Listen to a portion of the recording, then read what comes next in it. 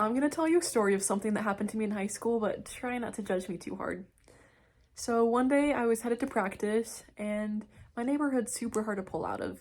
We have walls on both sides, and you have to like look around the walls without like pulling out too far, otherwise you'll be in like the lane that the cars are driving in. And so I looked out to the left, I didn't see anybody coming, and so I started to go. And then as I started to drive, I realized that there was a car coming and they were speeding so hard, so it like distracted me for a little bit. And I was like, oh my gosh, I don't have enough time to back up. So I just kept going. And then I looked to the right finally. And then I realized a school bus was coming. So that day I had a school bus. And in my town, it's really small. There's only one lane going each way. And so it caused a traffic jam. When everybody could finally get through, they were just gawking at me. And I was like, crap, my car is pretty distinguishable. I was driving the family van at the time.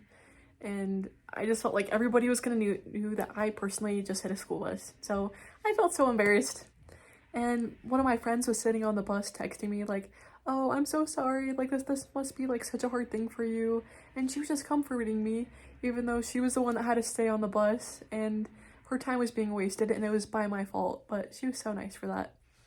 And then I went to school the next day, and then my crush kind of like smiled at me and I was like, oh, what the heck? And I didn't do anything about it because I was like, oh crap, he knows about the school bus, and he didn't. And so I just felt so embarrassed for nothing, so that's cool.